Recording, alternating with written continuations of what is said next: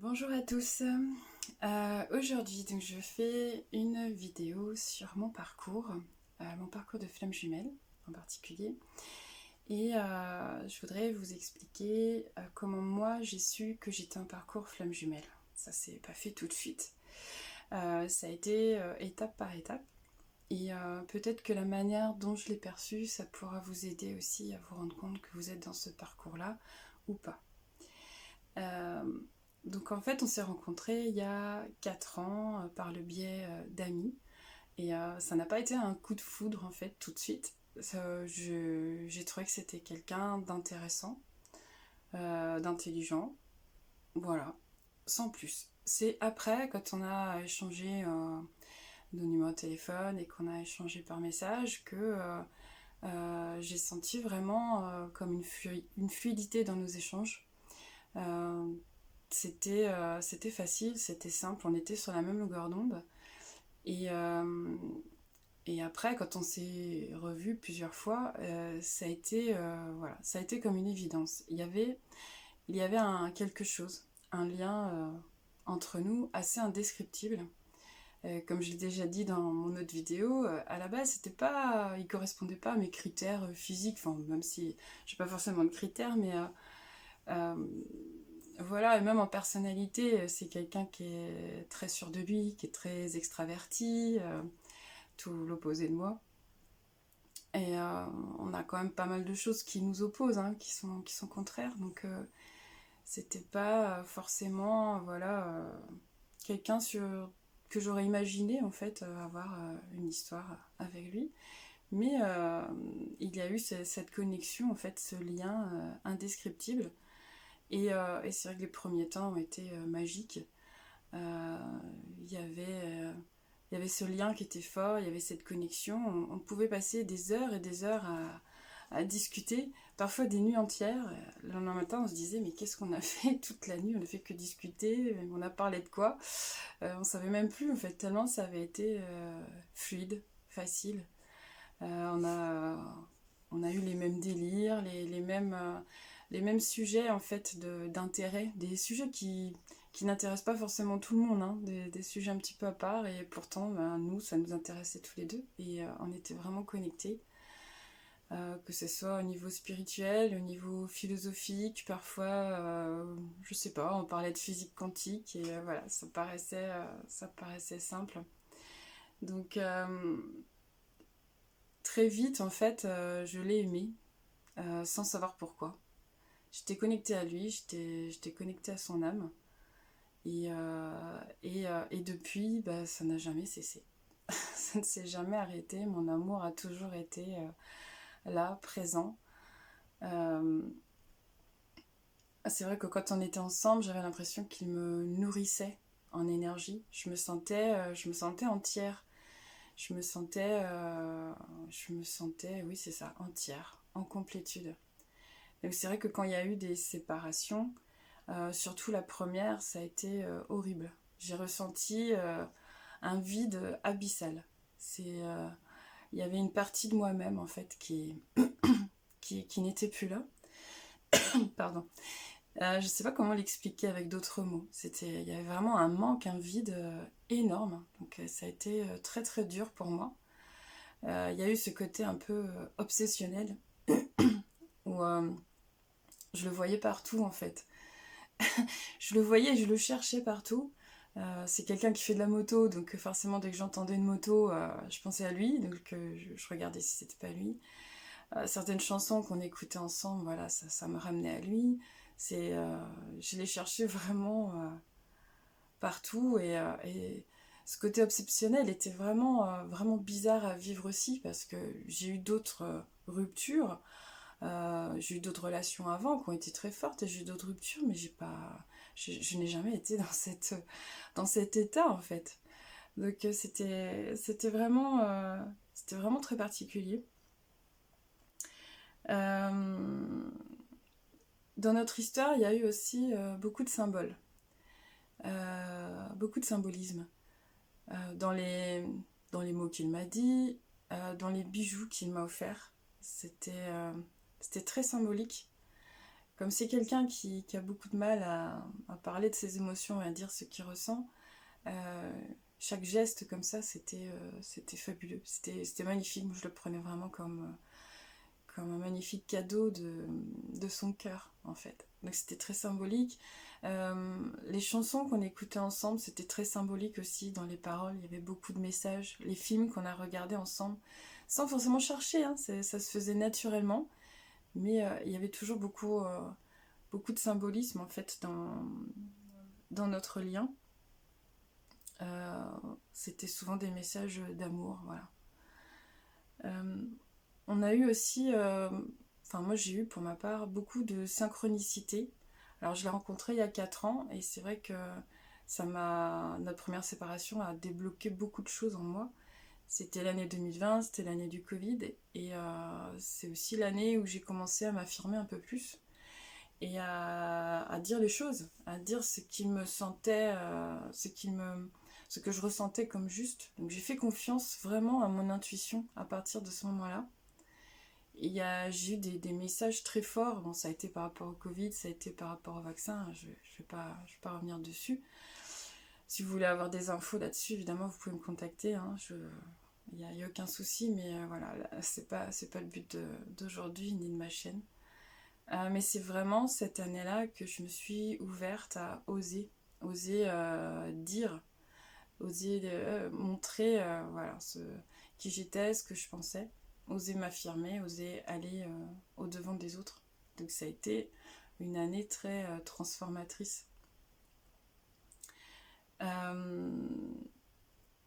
On s'est séparés, on s'est remis ensemble en 2022. Et là, il s'est passé quelque chose d'assez incroyable. À partir du moment où on s'est remis ensemble, en janvier 2022, j'ai vu des heures miroirs tout le temps. Alors qu'avant, c'était vraiment quelque chose qui me passait au-dessus, mes enfants ils rigolaient avec ça, moi j'en voyais jamais. Et à partir de ce moment-là, j'en ai vu des tonnes. C'était 5 fois par jour, tous les jours. Sans que vraiment de toute façon, les heures miroirs, quand on tombe dessus, on tombe dessus. On fait pas exprès de tomber dessus. Donc ça a été quelque chose d'assez incroyable et en fait, ça n'a jamais cessé depuis. Donc c'est vraiment cette impression d'être connecté à quelque chose de plus grand, peut-être à mes guides, peut-être, je sais pas. Il y a eu cette intuition qui s'est développée en 2020, là les heures miroirs en 2022, et en fait depuis ça n'a fait que s'accélérer. Là depuis 8 mois, je vis un phénomène de déjà-vu, mais dans quasiment tout ce que je vis. Plus le temps passe, plus je vis des sensations de déjà-vu. C'est dans les conversations que j'ai avec les gens, c'est dans les événements qui se passent. Les chansons que j'écoute à la radio, je me dis tiens c'est une reprise. Ah bah non, pas du tout, c'est une toute nouvelle chanson. Les films ou les séries que je regarde sur internet, je me dis oh mais je l'ai déjà vu celui-là ou j'ai déjà vu cette série. Impossible, il vient juste de sortir sur la plateforme.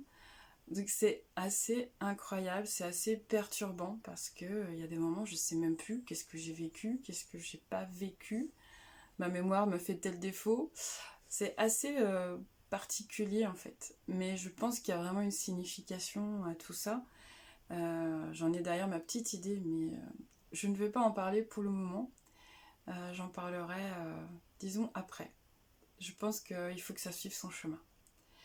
Donc il y a vraiment eu cette reconnexion, au monde en fait, au monde spirituel. Je pense que je ferai d'ailleurs une vidéo là-dessus sur les flammes jumelles et la spiritualité, voire la médiumnité, parce que j'ai remarqué dans beaucoup de témoignages que celui qu'on appelle chaser, voire même après le runner, ils ont ce parcours-là justement dans le but de développer leur capacité médiumnique ou leur capacité d'énergéticien, de guérisseur, etc.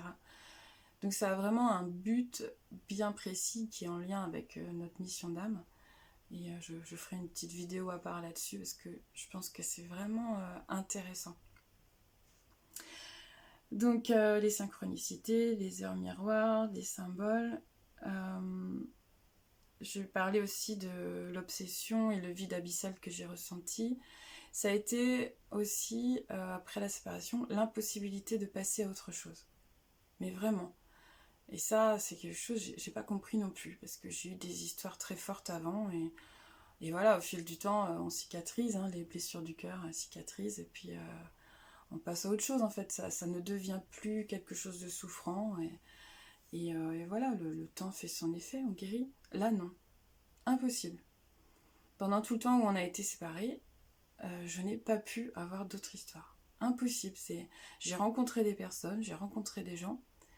Chaque fois, en fait, je ressentais le manque de mon homme. Je ressentais son manque, il n'était pas là, c'était pas lui, donc non, ça servait à rien. Et ce qui est incroyable, c'est que pendant les 2 ans où on a été séparés, lui aussi, il a eu des histoires, il a eu des rencontres, des petites histoires, et chaque fois, il pensait à moi. Chaque fois, il faisait la comparaison avec moi. Et chaque fois, ça n'a pas fonctionné. Et au final, il est revenu vers moi. Et il y a ce côté où même, on a été séparés en début 2023, et il a eu aussi des histoires de son côté. Et il est quand même revenu vers moi. Il m'a envoyé des messages. Il y a toujours eu ce retour. Et moi, même si j'ai rencontré d'autres personnes, je ne pouvais pas passer à autre chose. Il était là. Il était dans mon cœur, il était dans ma tête. J'étais liée à lui, et j'avais même l'impression qu'en allant avec quelqu'un d'autre, c'est comme si je le trompais en fait, comme si je le trahissais. En tout cas, moi, je le vivais comme ça. Et c'est marrant, je partage ça avec vous, mais j'ai même un ami qui est médium et qui voit les auras, et il voyait une forme en fait dans mon aura. Et cette forme-là, elle était rattachée à l'image d'une moto. Et au début, il a cru que c'était quelqu'un de ma famille qui était décédé par rapport à la moto. Je lui ai dit non, j'ai perdu personne. Je dis par contre, oui, il y a bien quelqu'un qui me manque en fait. Et la seule personne qui pouvait le rattacher à une moto, c'était mon homme. Donc il était bien là. Et c'est comme ça que je le ressentais. Il est toujours avec moi. Il est toujours là. C'est peut-être pour ça que voilà, j'ai des difficultés à rencontrer d'autres personnes, parce que il est là énergétiquement. Donc c'est vrai qu'au début de cette relation, je me suis posé plein de questions, parce que c'était tellement bizarre, tellement unique en fait. Je n'avais jamais connu cette connexion avant. C'était vraiment particulier. Et je n'avais jamais entendu parler des flammes jumelles avant. Jamais. Je ne savais pas du tout ce que c'était. Je savais qu'il pouvait y avoir des âmes sœurs. J'étais mariée 10 ans, et je considère que c'était une âme sœur pour moi, mon mari. Mais les flammes jumelles, je n'avais jamais entendu parler de ça. Jamais. Et c'est en cherchant sur internet, je suis tombée sur le terme. Je suis tombée dessus par hasard. Alors par hasard, ou peut-être un petit coup de pouce de l'univers. Et c'est là que j'ai tout compris. J'ai compris que je correspondais parfaitement au profil du chaser. Mon homme, il correspond parfaitement au profil du runner. Nos blessures, les comportements, la façon dont on agit, dont on pense, dont on ressent l'amour, et notre histoire avec les mises en lien, les séparations, les retours, les va-et-vient. C'était tellement ça. Et un autre aspect aussi, c'est toute l'évolution que ça m'a permis de faire sur moi-même. Ça a été énorme. Ça a été énorme. Autant quand j'étais avec lui, mais aussi, bien sûr, énormément, et même beaucoup plus quand on était séparés. Ça a été énorme. J'ai jamais autant évolué que depuis que je le connais. Et ça, je crois que c'est vraiment un critère du parcours flamme jumelle. En tout cas, du lien karmique.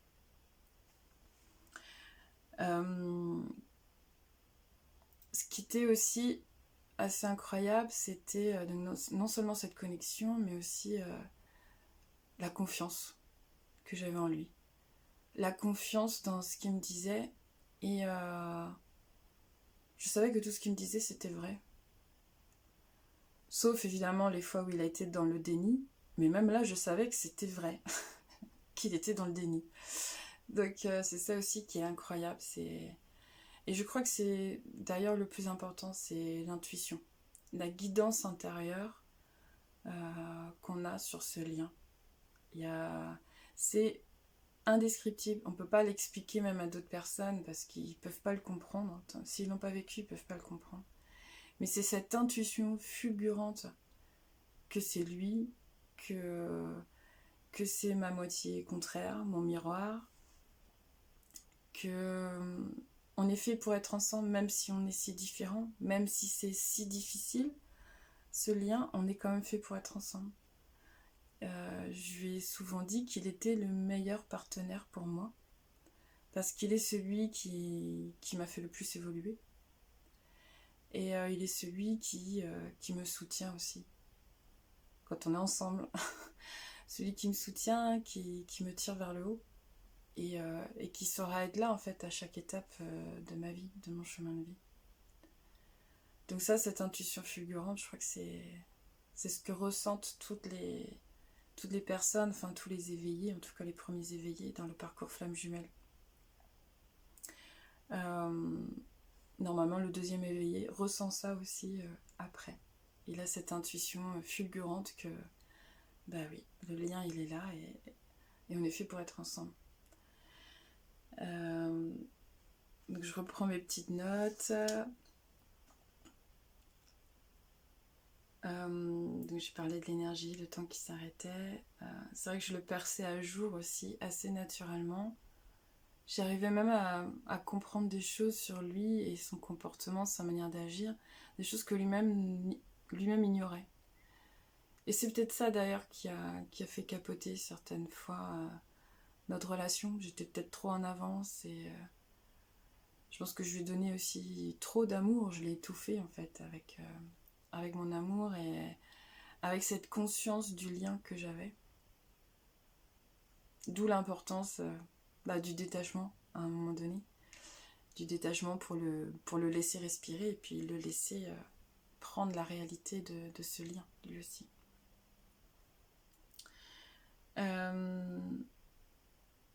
Je crois que j'ai un petit peu tout dit. J'ai parlé de l'intuition et de l'évolution et du fait qu'au final, ce parcours, il m'amène petit à petit vers ma mission de vie, vers ce que j'ai toujours ressenti au fond de moi comme étant vrai, comme étant mon chemin. J'ai toujours su vers où je devais aller, sauf que j'avais tellement de peur, tellement de blocage que ça me paraissait insurmontable. Et finalement, c'est toutes les étapes de ce parcours qui ont été un peu souffrantes, c'est ça qui m'a permis d'avancer et de rejoindre petit à petit ma mission. Donc ça, c'est quelque chose d'extraordinaire. Et pour finir, en fait, ce que je pourrais dire, c'est que le parcours Flamme Jumelle, c'est sûrement pas un conte de fées. Ça n'a rien à voir avec un lien d'âme sœur, où évidemment c'est beaucoup plus fluide, beaucoup plus facile. Mais ça n'a pas le même but non plus. Un parcours Flamme Jumelle, le but c'est d'évoluer. Et malheureusement, on n'évolue pas quand on est dans le confort. On évolue que quand on est dans l'inconfort. Parce que l'inconfort ou la douleur ou la souffrance, ça met en lumière en fait nos parts d'ombre et nos blessures. Sans quoi on ne les verrait pas. On les laisserait étouffer, bien rangés tout au fond de nous là. Donc le parcours Flamme Jumelle, c'est vraiment ça. C'est mettre en lumière ce qu'on doit travailler. Et plus on travaille, plus on évolue. Et donc plus on va vers notre mission, plus on s'élève, plus on vibre haut, et plus on est lumineux. Donc c'est pas du tout un conte de fées parce que c'est souffrant de part et d'autre, ça je l'ai compris aussi. Pour lui aussi c'est de la souffrance. Mais c'est quand même un parcours qui nous amène vers la lumière. Donc c'est assez extraordinaire. Donc voilà, je voulais terminer là-dessus parce que je voulais pas rester sur une note sombre de souffrance et de parcours initiatique et de karma, etc. Je voulais vraiment terminer sur le côté lumineux du lien, même si c'est pas toujours évident de le voir, mais en tout cas voilà, c'est ça, ce petit côté un petit peu magique qu'on ressent à l'intérieur, mais qu'on ressent très très fortement. Et les synchronicités sont là pour nous le rappeler, quoi. C'est ça qui est incroyable, on a une connexion avec avec l'univers, avec nos guides spirituels, qui est vraiment surprenante. Et plus on avance dans le parcours, plus on a cette connexion. Donc, je vous ferai part de l'évolution, évidemment, hein, de mon parcours, parce que je sens que je suis vraiment à la croisée des chemins, dans un déblocage. Et je trouve ça assez fabuleux, et je préfère vous le partager en fait en direct. Je trouve ça plus intéressant, plutôt que de faire après coup, revenir dessus.